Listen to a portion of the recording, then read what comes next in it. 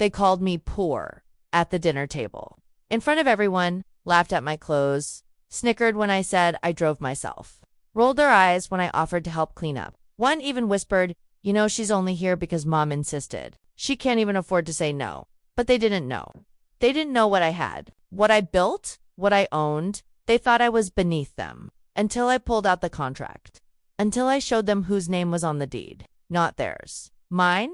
And the look on their faces when they realized the house they were bragging in belonged to the poor girl. That was justice. But this didn't start with revenge. No, this started with a child, a girl who once believed family meant love, who thought if you were kind enough, they'd let you in. If you worked hard enough, they'd be proud. That girl was me. I was raised in the cracks of their perfection. My cousins had birthday parties with clowns, castles, and color-coordinated balloons. I got hand-me-downs and dollar store cupcakes. If there was money that month, at every reunion, every holiday, every family gathering, I was the shadow on their glitter. Their perfect family photos had me off to the side. Always the "oh, and that's Rachel girl." The tag-along niece, the birthday daughter. My mother was the black sheep of the family. The youngest of 5, she married a man they never approved of. My father. He was kind, but poor. Too poor for their liking. And when he died suddenly in a construction accident, I was 5. From then on, Mom and I were the cautionary tale. The whispered tragedy, the "don't end up like her" example passed between glasses of wine. We lived in a tiny apartment. She worked 2 jobs, and I learned early that silence kept peace. I was quiet, polite, invisible. Even at 13, I could see how my aunt would flinch when I hugged her while sweaty from playing outside. How my uncle looked uncomfortable when I asked for seconds at dinner. How my cousins would never invite me for sleepovers, but giggle when I wore the same outfit twice. So I stopped asking, stopped hugging, stopped showing up, unless it was mandatory. But I never stopped watching. And I remembered when I was 16, something shifted. We were at my grandmother's birthday, the big 80. Everyone was there and they'd rented out a banquet hall. The food was catered, there was a string quartet, even a slideshow of memories projected on a giant screen. I sat at the kids' table again. Despite being nearly an adult, I was grouped with the little ones. My seat was next to a sticky 3-year-old who cried every time he dropped a grape. But what made that night unforgettable wasn't the seating. It was the toast. My aunt, the successful one, stood up, glass in hand, and raised it to the room. "Here's to Mom," she said, "for raising 4 strong, smart, successful children, and for always doing what was right, even when some chose different paths." Everyone laughed politely. Even Grandma chuckled, eyes flickering toward my mother, and my mother, she just smiled tightly and stared at her untouched dessert. That's when I realized they would never let her out of that box. Never let her forget that she'd failed in their eyes. And I was the extension of her failure. The poor girl, the pity guest. So I made a decision that night. I would rewrite the story. Not for them, for her, for us. After high school, I didn't have much. No inheritance, no trust fund, but I had grit. I got scholarships, worked nights, slept 4 hours a day, and studied until my eyes burned. I majored in architecture because I was obsessed with the idea of building, of creating, of designing, something no one could take away. And while my cousins were on gap years in Europe and finding themselves on their parents' dime, I was finding ways to survive. I interned for free, took jobs others wouldn't, lived in a studio with no heat and more mice than furniture. But I kept going because I remembered every time they laughed, every time they pitied us, every time they called my mother a saint for managing so well with so little. They didn't know she cried herself to sleep some nights, that she skipped meals so I could eat, that she sold her wedding ring once so I could buy books. And I swore one day I'd give her something more. I got my license, began designing, freelanced, consulted, networked like hell. And then I got lucky. An older mentor, a brilliant architect with no heirs, saw something in me. He let me co-design a mid-tier hotel. It did well, very well. And suddenly I had credibility, clients, contracts. I reinvested every dollar, bought into a crumbling property that no one wanted, turned it into boutique apartments. Then I did it again and again until one day I wasn't just surviving, I was thriving. But no one in my family knew, not because I was hiding, but because they never asked, never cared. To them, I was still Rachel, the poor niece, the burden, the the one with so much potential, shame about her background, until the reunion. The reunion was my grandmother's 90th, a grand affair, of course. Caterers, florals, a pianist playing soft jazz by the fireplace. It was hosted at my cousin Daniel's house, or at least that's what everyone said. The place was huge. A modern two-story home with glass railings and polished wood floors. You'll have to see the guest house, someone said. Daniel's. Got a home office that looks like a CEO's suite? Another chimed in. I arrived alone, no husband, no kids. No one to soften my presence. I wore a simple navy blue dress, no brand label, no flashy jewelry, just clean, neat, classic. But the moment I walked in, I felt it. The eyes, scanning, judging, dismissing. Rachel, my aunt cried out, air kissing both my cheeks. So good of you to make it. Like I was doing them a favor, like I had to be invited. I told your mother she should have brought you something fancier to wear. But that color is nice on you. Translation. You look poor, but at least you tried. My cousin Danielle pulled me into a conversation, the kind where you're supposed to nod and smile, while they humble brag about their husband's investments and yoga retreats in Bali. So, what do you do now? She asked. I'm an architect. Oh, like house design? She replied with polite disinterest. That's cute. I could have told her about the buildings I owned, the contracts I'd landed. I could have told her I'd just signed a project worth more than her husband's annual salary, but I didn't, because I knew the game. And I was done playing it. At dinner, the table was long, extravagant, like something out of a wedding. I was seated near the end, next to the kids again. They didn't even try this time. And halfway through the meal, when the champagne was flowing and inhibitions were low, it began. You still live in the city, Rachel? One cousin asked, loud enough for others to hear. I nodded. Yes. Oh, wow. Isn't that super expensive? I mean, for people without, family money, laughter. I smiled, bit my lip. Another cousin leaned over. Do you need help getting a better job, Rachel? I know someone in HR at my company, entry level, but it's a start. I could feel my mother squirm next to me. Her hand brushed my knee under the table, as if to say, let it go. But the final blow came from my aunt. She stood to give a toast again. Her voice rang out, syrupy and sharp. I just want to say how proud I am of all my children and nieces and nephews. Everyone here is so successful, so accomplished. She paused, then added with a smirk, even Rachel is here all the way from the city. Still renting, I assume. That takes courage these days. The room chuckled.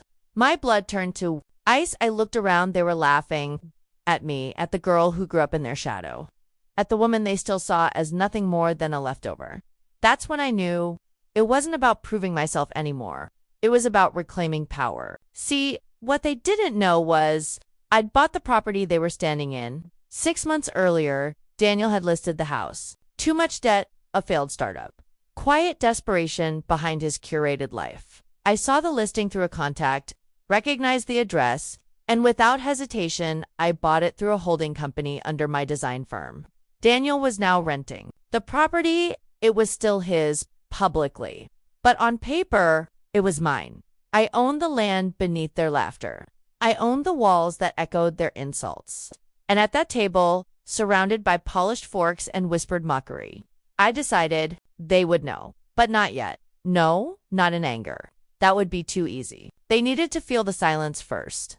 The weight of their own assumptions. And then, the truth. The next morning, I woke up early, not because I had to, but because I couldn't sleep. My mind kept replaying the laughter, the smirks, the assumptions. I'd thought I was past caring, past needing validation from people who never gave it. But part of me, the girl still sitting at the kids' table, still bled. So I put on my coat and left before breakfast was even served. I drove to the edge of town, to one of the buildings I owned. An old red brick duplex I'd renovated and turned into lofts. Clean lines, exposed beams, warm, inviting, elegant. One of my tenants waved as I pulled up. Morning, Ms. Langston. It felt like a different world. Here I was respected, valued. There I was dismissed. Not because of who I was, but because of who they thought I still hadn't become. Back at the reunion house, things had shifted. A surprise brunch had been arranged, a family tradition. Only this time, the brunch came with a sharing circle organized by my cousin Danielle. A moment to reflect on growth, goals, and gratitude. I returned just in time to be included. I almost laughed. They sat in a circle like something out of a self-help retreat, each one eager to one-up the next with who had the most meaningful. Lesson from 2024. I learned that saying no is a form of self-love, Danielle said, as she sipped kombucha from a crystal flute. I'm learning that real success isn't measured by money, but by peace, added Aunt Linda, who'd literally mocked me for being broke 12 hours earlier. When it came to me, the room went quiet, like they weren't expecting me to speak, like I was just scenery. I paused, then said softly, I learned that silence can be power, that you don't have to defend yourself when you already know the truth. It hit harder than I expected. Even my mother looked at me, surprised, but no one responded. They just nodded politely, like I'd said something vaguely poetic, but not really important, because in their minds, I still wasn't one of them.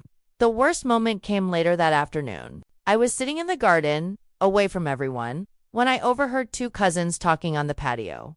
They didn't see me. She's sweet, one said, but it's kind of sad, right? Still alone, still struggling. I think she still lives in some studio apartment downtown. Does she even own a car? The other whispered. I closed my eyes, felt the sting. It didn't matter what I had. To them, perception was reality, and their reality had me pegged as a failure. Then came the final straw. That evening, my cousin Daniel pulled me aside. He looked nervous, his voice low. Hey, I just wanted to say, I know things have always been kind of awkward between you and the family, and I think it's really great that you're here. I mean, Grandma's getting old. Who knows how many of these we'll have left? I just nodded. He continued. Also, this is kind of awkward, but some of the relatives were saying maybe next year you could stay somewhere else. The guest rooms are kind of tight, and, well, you know how people talk. I stared at him. You're asking me not to come back. No, just maybe. Stay off site. Book something nearby. We can all still hang out, of course. Just less pressure on the hosts. The hosts? I said, slowly. He smiled awkwardly. You know how it is. I did? Oh, I did. And it was time they did too. Later that night, I asked for 5 minutes to speak. Everyone was in the living room, half drunk on wine and self-importance. They gave me a few seconds of polite attention. I stood in front of the fireplace, fingers steady, voice calm. There's something I want to share, I began. Something I've held back. Not because I was ashamed, but because I wanted to see how long you'd look down before ever bothering to look deeper. The room shifted, eyebrows raised. I grew up here in this family. I've watched you all succeed, travel, celebrate each other. I've watched you give speeches, toast victories, host reunions like this one. A pause. And for years, I thought maybe if I worked hard enough, one day you'd see me. Not pity me, not tolerate me, but actually see me. My mother looked at me, eyes wide, but you didn't. You never did. I took a breath, and now I realize I don't need you to. I pulled a folder from my bag, neatly labeled. Inside, the deed, the contract. This house, the one you're standing in, eating in, drinking in, laughing in, isn't Daniel's. Gasps. It was once, but it's mine now. I bought it 6 months ago. Silence. I handed the papers to Daniel. He stared, mouth open. It's under my firm. I'm your landlord. Dead quiet. I turned slowly to the rest of them. So the next time you call someone poor or treat them like they're less than you, make sure they don't own the ground under your feet. You could hear a pin drop. For the first time in my life, my family didn't have something to say. No quip, no backhanded compliment, just stunned silence. Daniel was still holding the deed. His hands were trembling, his face pale. My Aunt Linda, the one who always made sure I sat far from the adults, opened her mouth to speak, but closed it again. She looked at me like I had grown horns. I wasn't the girl they mocked anymore. I wasn't the little outsider from the city. I was the one holding the keys. The power in the room shifted. You could feel it, like a vacuum had been ripped open, and all the arrogance was suddenly weightless, floating, pointless. My mother stared at me, tears in her eyes. She didn't say anything either, but she didn't have to. I knew what it meant. She wasn't surprised. She was proud. Daniel finally spoke. You bought the house and didn't say anything. I looked at him. You never asked. He blinked. I thought we were family. The irony made me laugh out loud. You just asked me to stay somewhere else next year because I made people uncomfortable. He opened his mouth again. Nothing came out. I stepped forward. Do you know how many nights I lay awake wondering what I had done wrong? What my mother had done to deserve your ridicule? wondering if working hard would ever make you respect me? No one looked me in the eyes. Not a single one. I continued. I have spent my entire adult life trying to build something from the ashes of what you dismissed. I took your pity and turned it into property. I took your silence and turned it into strategy. Then, softer. I didn't come here for revenge. I came because I thought maybe this time would be different. I looked around at the expensive glassware, the catered desserts, the false smiles now cracked and crumbling. But now I see that the real difference was me. After I walked out of that room, everything felt quiet. Even the birds outside had gone still. I went upstairs, packed my things, the guest room I was allowed to stay in one last time. My mother followed me up. She closed the door behind her, then wrapped me in her arms and held me. And for the first time in my life, I saw her cry with pride. You didn't have to do that, she whispered. I know. I said, but I wanted to. You didn't need to prove anything. I didn't, I replied. Not to them, but maybe to myself. She touched my cheek like I was 5 again. I always knew, she said. I know, I whispered. That night, I drove her back to the city. Just the two of us. Like old times. The skyline shimmered in the distance, and I could feel something shifting in me. The ache was still there, but it wasn't pain anymore. It was clarity. I didn't need their approval, their recognition, their fake affection. I had something better. Truth, dignity, power, not in money, but in knowing exactly who I was, even when they refused to see it. Weeks passed, some cousins texted awkward messages, half apologies, half curiosity. I didn't reply. Danielle posted a vague Instagram story about toxic energy and watching out for snakes in your circle. I laughed, closed the app. My aunt sent a card, handwritten. It said, I never knew how much you accomplished. I'm sorry if we made you feel small. That wasn't the intention. I stared at the card for a long time, then threw it away. Because the truth is, it was the intention to keep me small, to keep me grateful, to keep me silent. And I was done being silent. A month later, I went back to the property.